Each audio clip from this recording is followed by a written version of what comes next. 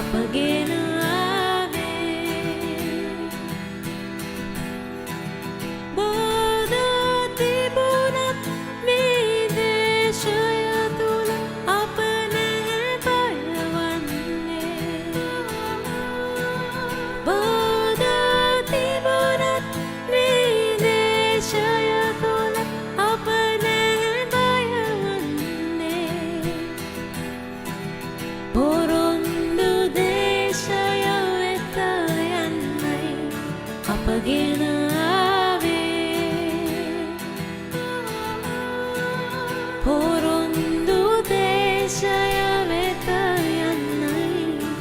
අපගෙන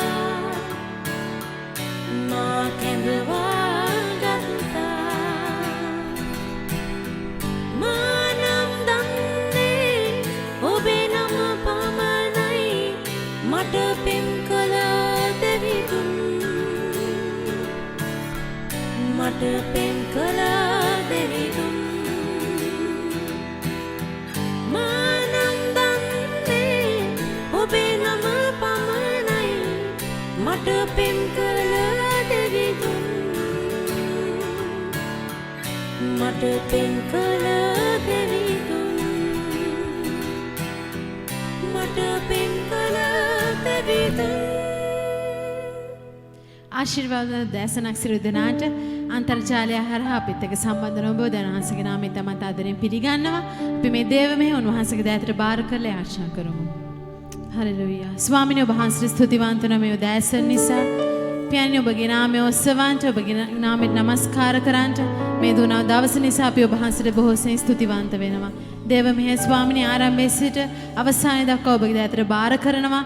ස්වාමිනේ මේ කාලය තුර අපිට ශක්තිමත් සිටින්ට ස්වාමිනේ ඔබ කෙරෙහි බලා සිටින්ට ඔබ වහන්සේට උපකාර කර මැනව. යේසුස් වහන්සේගේ නාමයෙන්. ආමේන්. ප්‍රීතියන් වහන්සේට ගායනා කරමු. අන්දන් වහන්සේ උසස් දෙවියන් වහන්සේ වහන්සේ ශුද්ධ දෙවියන් වහන්සේ වහන්සේ උතුම් දෙවියන් වහන්සේ නොදැසන ඔබ සිටින අවස්ථාවේ කුමකුවත් වහන්සේට ප්‍රීතියෙන් විශ්වාසයෙන් ගායනා කරමු.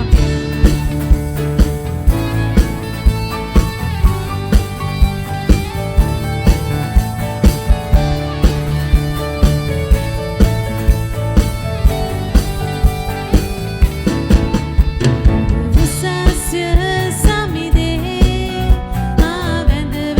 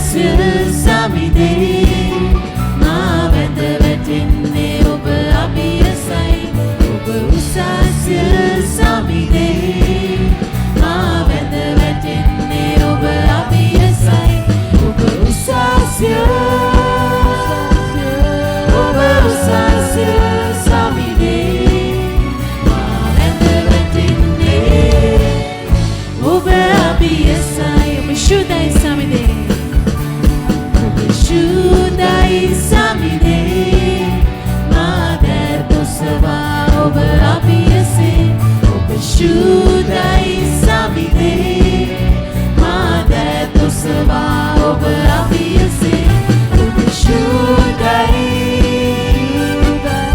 over shudai samide mada vetinde over abiyase over shudai samide over shudai samide mada tosva over abiyase over shudai samide mada tosva over abiyase over shudai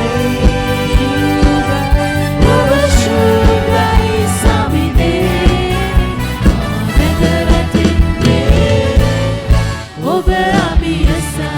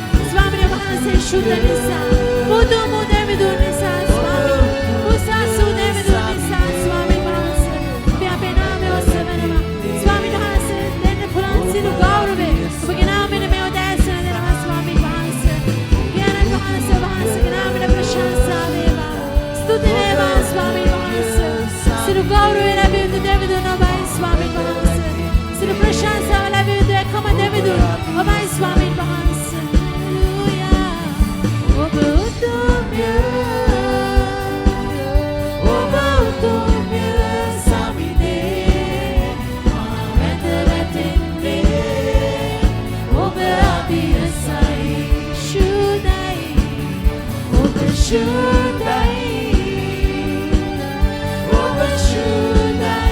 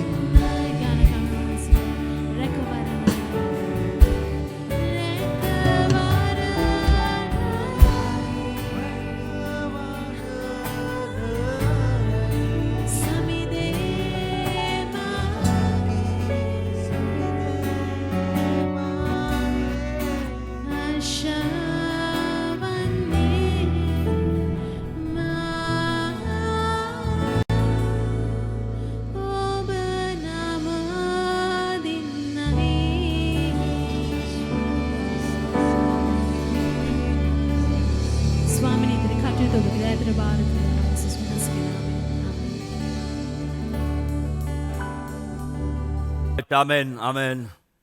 ආශිර්වාදලතු දැසරක හැම කෙනෙක්ම ඉතාමත්ම ආදරයෙන් ජූනි මාසයට අපි පිළිගන්නවා. Amen. සභාවක තිබෙන විශාලම සම්පත තමයි සභාවේ සෙනග. එනිසා ඔබ ළඟ ඉන්න කෙනාට හැරලා කියනවාද ඔන්න පාස්ටර් කිව්වා ඔයා සම්පතක් කියන එක. Amen. මේක සැබෑවක්. උන්වහන්සේගේ සෙනග උන්වහන්සේගේ රාජ්‍ය ඉදිරියට ගෙනියන්ට උන්වහන්සේ අපිට දී තිබෙන්නා වූ සම්පතක්. ඒ නිසා අපි ඔබ හැම කෙනෙක්ම ඉතාමත් ආදරයි. අපි ඔබ ගැන යාඥා කරනවා. අපි ඔබ ගැන සිතනවා. right මේ ආශිර්වාදලත් ජූනි මාසේ පළවෙනි ඉරිදා මම මේ දේත් ඔබට මතක් කරන්නට ඕනේ. හැම මාසෙම පළවෙනි ඉරිදා අපි ශුද්ධ වූ සහභාගීකමට අපි ඇතුල් වෙනවා. ඒක අපි කරන්නේ පුරුද්දක් හැටියට නොවේයි. දේව භක්තියක් දෙවියන් වහන්සේට ගෞරවයක් කීකරුකමක් හැටියට. එනිසා ඔබගෙන් ඉල්ලීමක් කරනවා. දවසේ අපි පූජාව ඉවරනට පස්සේ ඔබගේ නිවසේ කට්ටියක එක්කව වෙලා ඔබට පුළුවන් ද අන්තිම රාත්‍රී භෝජනයට සහභාගී වන්ට. ඒකේ ආශිර්වාදය ඔබට භුක්ති විඳින්න ලැබෙන්නම යනවා. මගේ මිත්‍රවරුනි, ඔබත් මම ජීවත් වෙන්නේ ඉතාමත්ම සුවිශේෂ යුගයකයි. මේ යුගයේදී උන්වහන්සේගේ සිතට එකග මිනිසෙක් උන්වහන්සේ සොයන යුගයකයි අපි ජීවත් වෙන්නේ. ඒ මිනිසයා, ඒ කාන්තාව ඔබ වෙයි කියලා අපි විශ්වාස කරනවා. මම කැමති මේ ජූනි මාසේ විශේෂ වූ මාතෘකාවකින් ආරම්භ කරන්නට. මේක මාතෘකාවක් සහ යම්කිසි ආකාරයෙන් මේක තනතුරක්. මේ මාතෘකාව සහ තනතුර නිසා අපේ ජීවිතවලට සතුටක් ඇති වෙලා තිබෙනවා. ඒ වගේම අපේ ජීවිතවලට දුක ඇති වෙලා තිබෙනවා. මේ මාතෘකාව සහ තනතුර නිසා අපේ ජීවිතවල ලාභ ලැබෙලා තිබෙනවා. මේක අනිත් පැත්තත් වෙලා තිබෙනවා. අපිට අලාභත් ලැබිලා තිබෙනවා. මේ සුවිශේෂ සෙනගක් අපිට එක්කා වුණොත් අපේ ජීවිතේ සුවිශේෂ වෙනවා. නමුත් මේකේ විරුද්ධ පැත්ත හම්බුනොත් අපේ ජීවිතත් විනාශ වන්නටම යනවා. මම කතා බහ කරන්නට යන්නේ මිත්‍රයන් සහ මිත්‍රකම් ගැන. මිත්‍රයන් සහ මිත්‍රකම් ගැන පුංචි ඉල්ලීමක්. ඇහුම්කම් දෙන්න, සටහන් ගන්නට, ඔබගේ මිත්‍රත්ව කණ්ඩායම් සමග සාකච්ඡා කරන්නට, පුළුවන් නම් පවුලත් මේ ගැන සාකච්ඡා කරන්නට. දේශනාව ඉවරනට පස්සේ අවශ්‍ය කරන තීරණ ගන්නට, ලයිස්තුවක් හදන්නට, මම කියන දේවල් දාන්නට සමහරක් වෙලාවට සමහර කට්ටියව අයින් කරන්නට වෙයි, දුරස් කරන්නට වෙයි. ඒ අනිත් පැත්ත සමහර කට්ටිය ලං කරන්නටත් වෙයි. මෙහෙම කිව්වොත් දෙවියන් වහන්සේටත් මිත්‍රයෙක් හිටියා. ඔහුගේ නම අබ්‍රහම්. දාවිද්ට මිත්‍රයෙක් හිටියා. ඔහුගේ නම යොනතන්. ජේසුස් වහන්සේට මිත්‍රයෝ සිටියා. ඒ පමණක් නොවේ. පෞකාරයෝ ජේසුස් වහන්සේට ආමන්ත්‍රණය කළා කිව්වා ඔබ පෞකාරයන්ගේ මිත්‍රයා කියන එක. මිත්‍රයා සහ මිත්‍රත්වය බයිබලයේ පුරාවටම අපිට දකින්න තිබෙන්නා වූ සුවිශේෂ වූ මාතෘකාව. ඒ නිසා තමයි අද දවසෙත් අපි මේ ගැන වැඩිපුර කතා බහක් කරන්නට යන්නේ.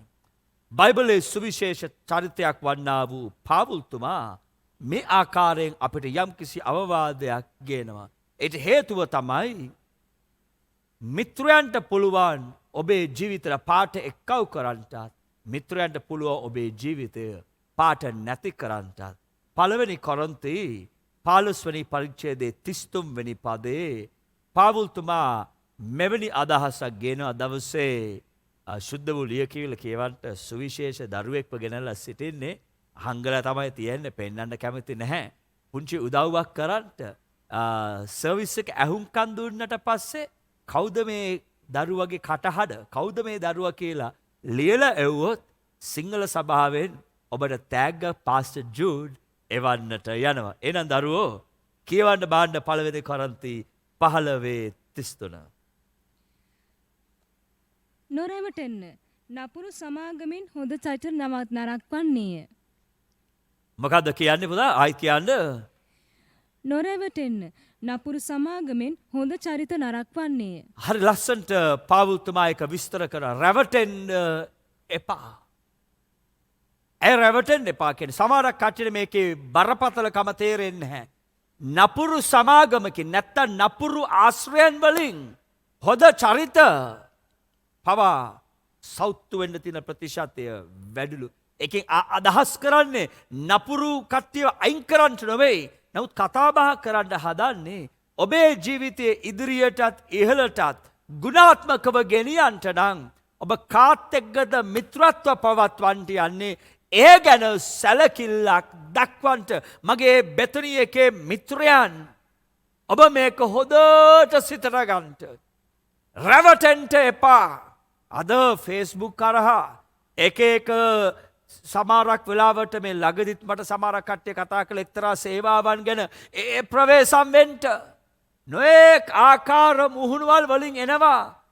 රැවටුනොත් පුතා ඉවරයි. රැවටිච්ච කට්ටිය අද වැටිලා දුක් විඳලා වියවුල් වෙලා ඉන්නවා. අද දවසේ ඔබට මේ ගැන හොඳ අදහසක් එළිදරව් සුදාත්මයන් වහන්සේ ගෙනෙන්නයි යන්නේ. මම ඔබට මෙහෙම කිව්වොත් මිනිසෙකුට තිබෙන විශාලම ධනය නම් මිත්‍රකමයි.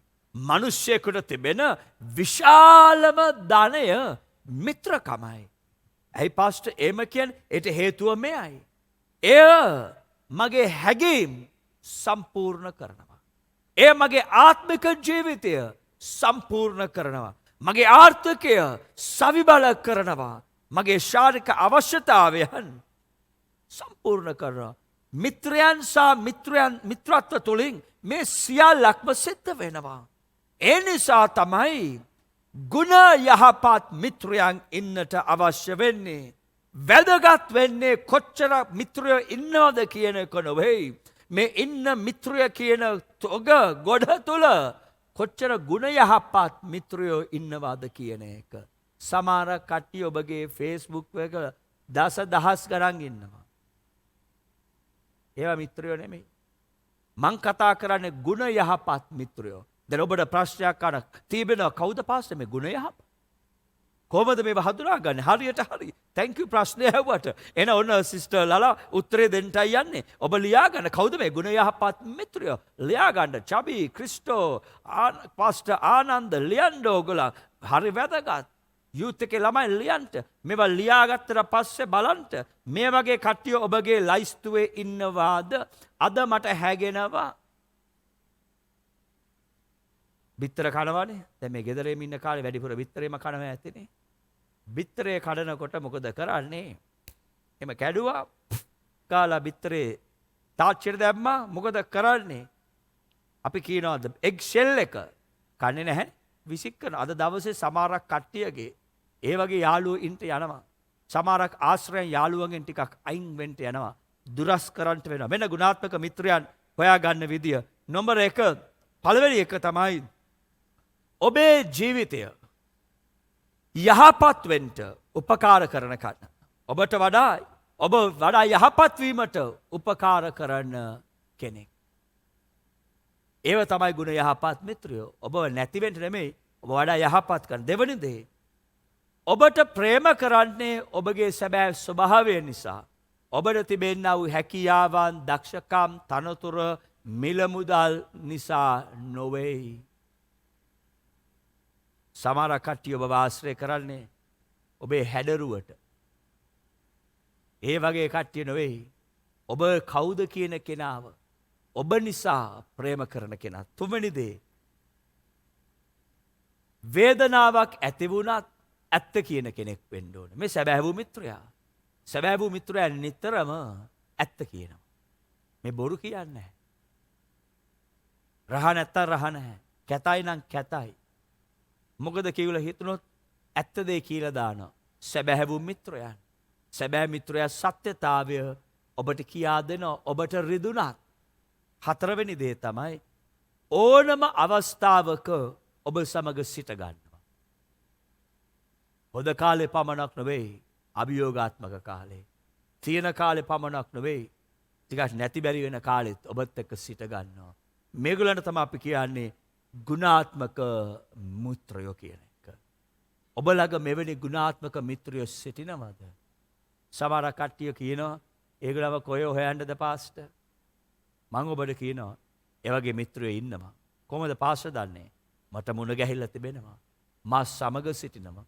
මම ඒ වගේ කට්ටියව දන්නවා. එනිසා මම ඔබටත් කියනවා ඒ වගේ මිත්‍රයව සොයාගන්න. ඔබගේ ළඟින්ම ඔහුම තබා ගන්න කියලා ඉල්ලීමක් කරනවා. ඒ පමණක් නොවේ.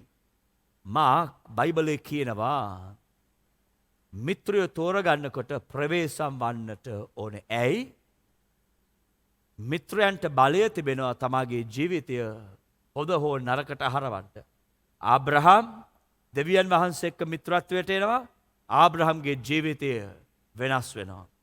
දාවිද් සහ ජනතන්ගේ ජීවිතය නිසා ජනතන් දාවිද්ට දක්වපු මිත්‍රත්වය නිසා දාවිද් ඉදිරියටම යනවා. ජේසුස් වහන්සේ මිත්‍රයන් 12 දෙනෙක්ව තෝරගෙන ඒ කට්ටියගේ ජීවිත යහපතට හැරෙනවා. මෙන්න බලන්න. හොඳ මිත්‍රයෙක් සහ මිත්‍රත්වයක් තිබුණොත් ජීවිත යහපතට හැරෙන්නට යනවා. මමත් මේ දේම කියනවා මගේ ජීවිතෙත් අද වෙනකොට යහපතට හැරලා තිබෙන්නා වූ මූලික හේතුවක් තමයි ක්‍රිස්තුස් වහන්සේ නැමැති මිත්‍රයව හඳුනාගත්තා. ක්‍රිස්තුස් වහන්සේ නැමැති මිත්‍රයාත් එක්ක මිත්‍රත්වයක් තිබෙනවා. ඒ වගේම ක්‍රිස්තුස් වහන්සේව හඳුනන්නා වූ සහ ක්‍රිස්තුස් වහන්සේ එක්ක මිත්‍රත්වයේ ඇවිදින්නා වූ සෙනග මගේ මිත්‍රයෝ කරගත්ත නිසා මගේ ජීවිතේ ලොකු වෙනසක් ඇති වෙලා තිබෙනවා.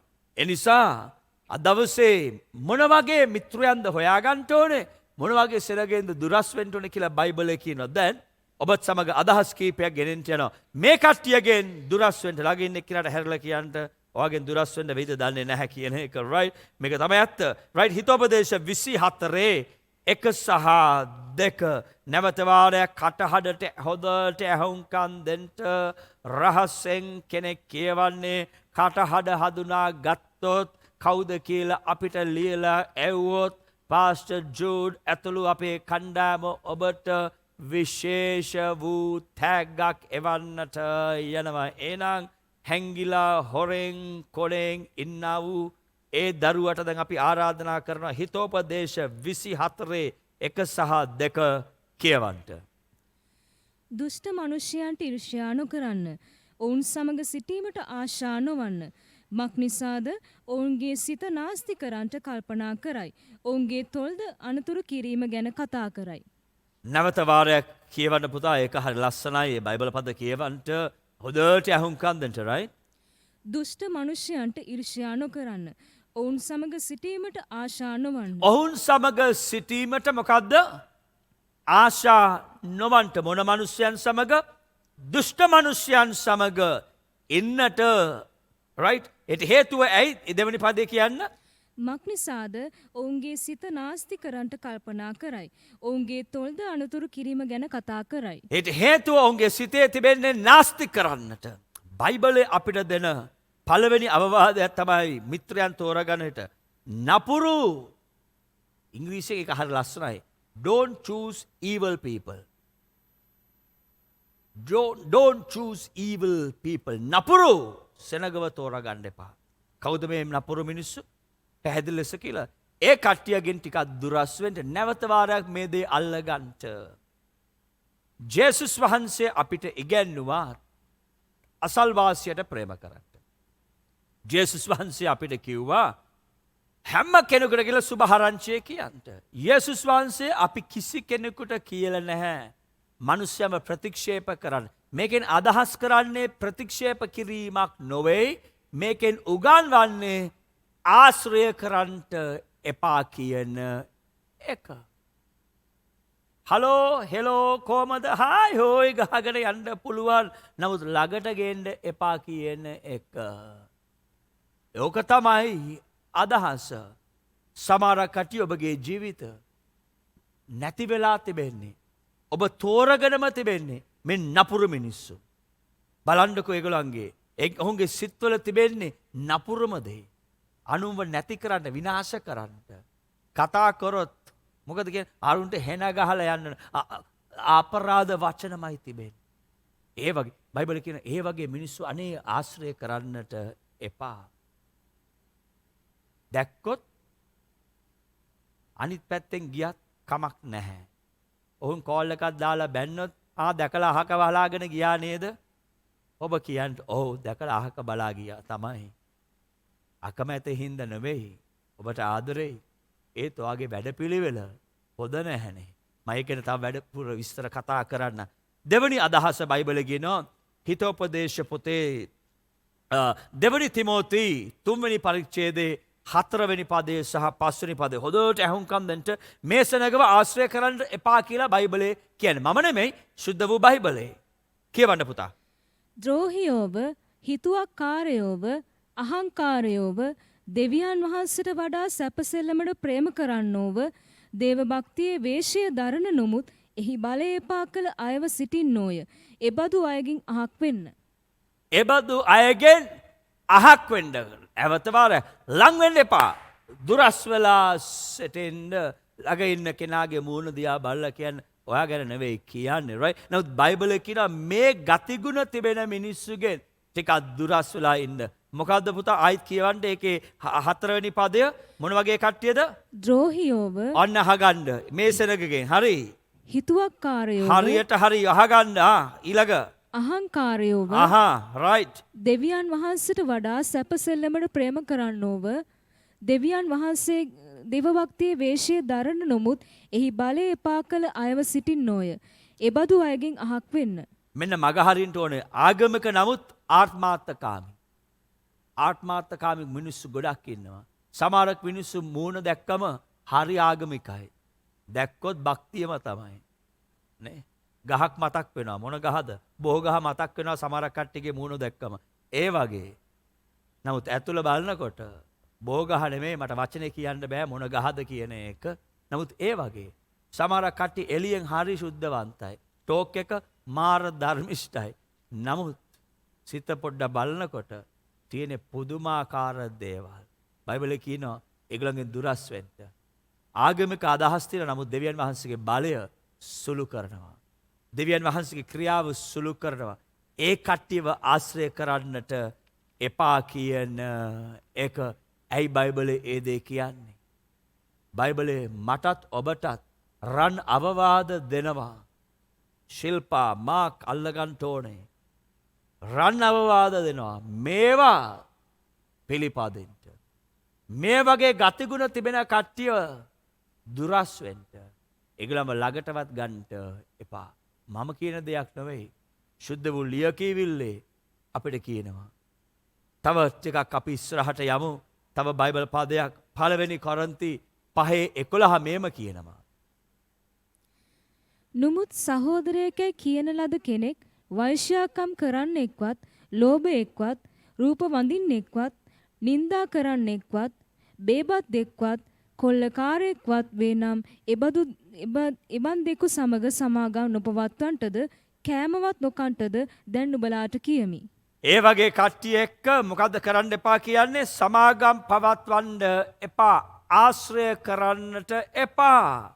මොන වගේ කට්ටියද දරුවෝ කියන්නේ? නැවත වාරයක් නමුත් සහෝදරයෙක්යි කියන ලද කෙනෙක් වෛශ්‍යාකම් කරන්නෙක්වත්, අහ ලෝභයෙක්වත්, අහ රූප වඳින්නෙක්වත්, අහ නින්දා කරන්නෙක්වත්, අහ බේබද්දෙක්වත්, කොල්ලකාරයෙක්වත් වේ නම් එබන් දෙකු සමග සමාගම් නොපවත්වන්නටද කෑමවත් නොකන්ටද දැන් නුඹලාට කියමි. දැන් බලන්නකො බයිබලයේ කියනවා මේගොල්ලන්ව මග හරින්න.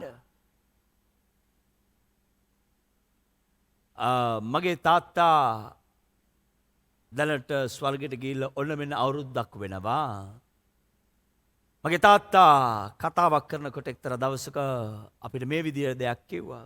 අපේ තාත්තාගේ තාත්තා මේ යන විට මගේ තාත්තට අවුරුදු 16යිද 14යිද මට මතක නැහැ.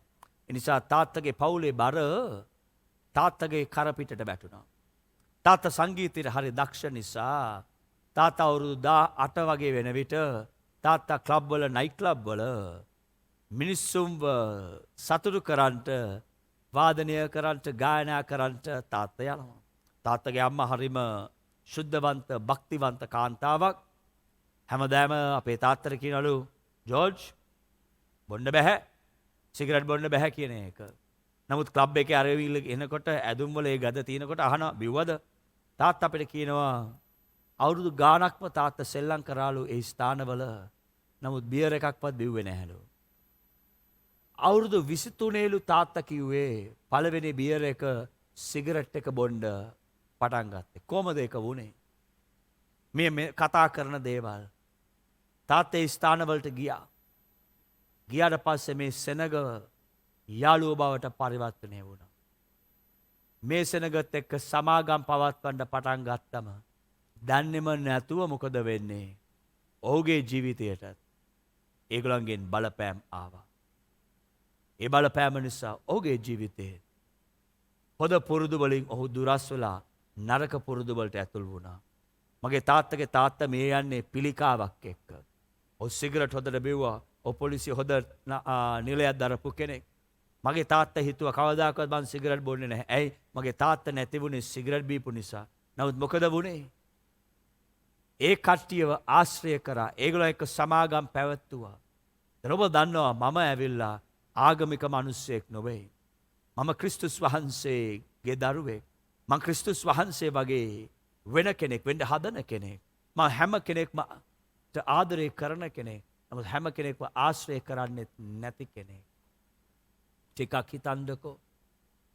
අපි නිකන් හිතමු අපේ චර්ච් එකේ කවුද ඉන්නේ? අපි හිතමු ටිකක් මේ සිංහල සභාවේ කවුරු හරි මට මතක් වෙන අපි නිකන් හිතමු කවුරු නමක් කියන්නකෝ රයිට් අපි හිතමු බ්‍රදර් ගමගේ කියලා. බ්‍රදර් ගමගේ ඔයාගෙන ඉන්නවා නම් අපි හිතමු ගමගේ ඔයා උදේ හොදට පර්ෆියුම් හොදට ගහගෙන සුවඳ නියමට එනවා. ඔය පර්ෆියුම් ඔක්කොම ගහලා ගමගේ ඔයා ගිහිල්ලා මහා කුණු වලක් ළඟ ඔයා වාඩි වෙලා ඉන්නවා. මොකද වෙන්නේ ගමගේ විනාඩි කිහිපයකින්? ඔයා ළඟට එන කට්ටිය කියනවා "මෝ ගමගේ මහත්තයෝ මාර ගදයිනේ ඔයා ළඟ." ඊට පස්සේ ගමගේ මහත්තයා එතන වාඩි වෙලා ටික වෙලා ගියාට පස්සේ ඔයා ගෙදර එනවා. ඔයා ගෙදර ආපුවාම ඔයාගේ නෝනා කියනවා "අම්මෝ මේ කුණු වලක් ගෙදර ඇවිල්ලාද කොහෙද?" කොහෙද? හේතුව මොකද්ද? ඔයා කුණු වල ආශ්‍රය කරපු නිසාද? ඔයා කුණු කාපු නිසාද? කුණු ගඳ ආවේ ඇයි? කුණු ළඟ වාඩි වෙච්ච නිසා. සමහර කට්ටිය ඔබේ ජීවිතෙත් ඒ වගේ. ඔබ උන්වහන්සේ එපා කියන දේවල් ලං කරගෙන. මේ හරි ලස්සන මේවා එකින් එක කියවලා බලන්න. ඒ ලං කරගත්ත නිසා වටින ලස්සන ජීවිත අද සෞතු වෙලා. මගේ ප්‍රිය මිත්‍රයන් මේවා රන් අවවාද සුද්ධ වූ ලියකියවිල්ලේ. මේ රන් අවවාද පිළිපදින්න. මේ රන් අවවාද එක්ක ජීවත් වෙන්න. ආගමික වෙන්න ඕනේ. ඔබ දැක්කා අපේ බියොන් සම්ප්‍රදායන වැඩසටහනෙත් අපි කරා. අපි සම්ප්‍රදායන් කඩනවා. අපි වැරදි ආගමික මත අපි කඩනවා. අපි නිවැරදිව උගන්වනවා. අපි මේ ආගමිකව සම්ප්‍රදායක මිනිස්සු නෙවෙයි. අපි ජේසුස් වහන්සේ වාගේ සෙනගක්.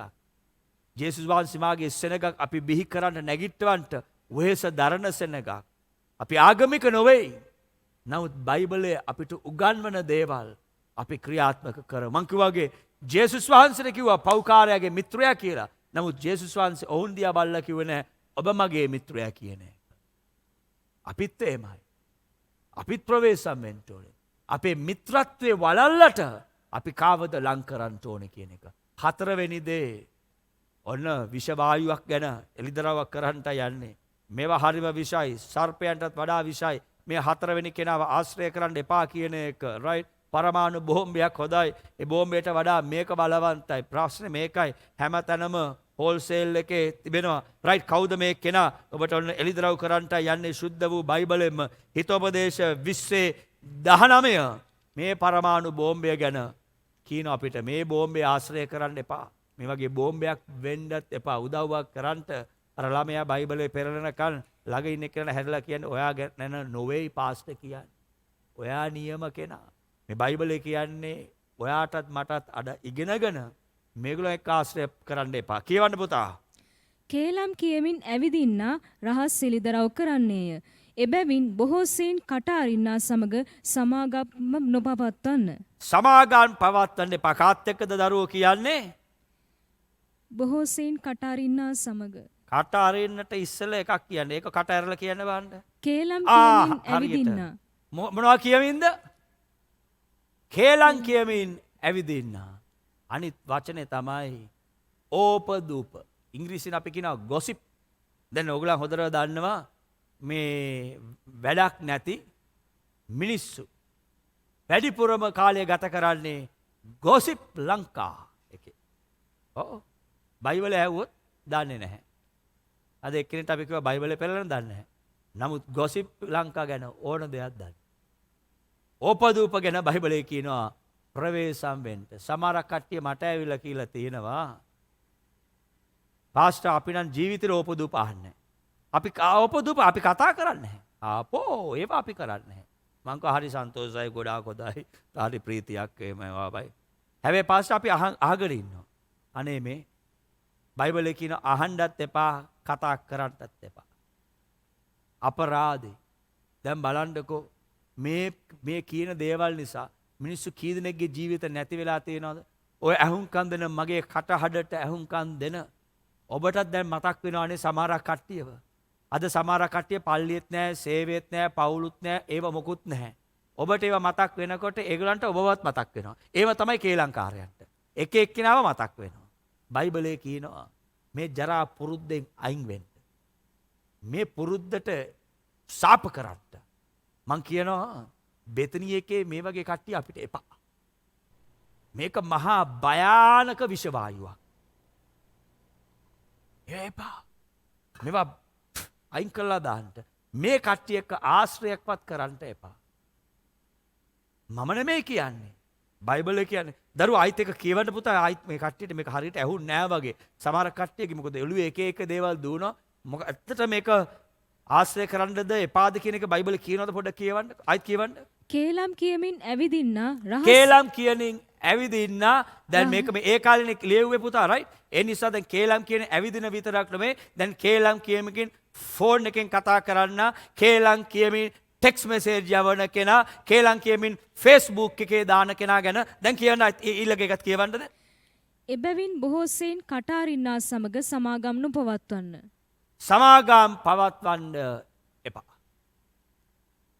ඔබ තීරණයක් ගන්න. ඔබ කරනවද නැද්ද කියන එක. බයිබලය කියනවා කරන්න එපා. අපි හැමෝටම ආදරේ. හැමෝට ආදරේ වුණාට හැමෝම ලං කරන්නේ නැහැ. මං ඉල්ලීම් දෙකක් කරලා නතර කරන්නට යන්නේ. ඉල්ලීම් දෙකක්. අභියෝග දෙකක්. ඔබට පුළුවන් මොකද්ද පාස්ටර් අපෙන් බලාපොරොත්තු වෙන්නේ? මෙන්න මම ඔබගෙන් බලාපොරොත්තු වෙන පුංචි දේවල් දෙකක්. නම්බර 1 ගුණාත්මක මිත්‍රයන්ගෙන් ඔබගේ ජීවිතය වට කරගන්න. එමෙන් ගුණාත්මක මිත්‍රයන්ගෙන් ඔබේ ජීවිතය වට කරගන්න. පාස්ටර් මගේ දැන් මිත්‍රත්ව ලිස්ට් එකේ මම ස්ටාර්ට් එකේ කිව්වනේ. අද මිත්‍රත්ව ලිස්ට් එකේ සමහරක් කට්ටියව කපන්න වෙනවා. අයින් කළා කොන් කරන එක නෙවෙයි ආශ්‍රය අඩු කරන්න වෙනවා. කමක් නැහැ. නේ දූර්යයන්.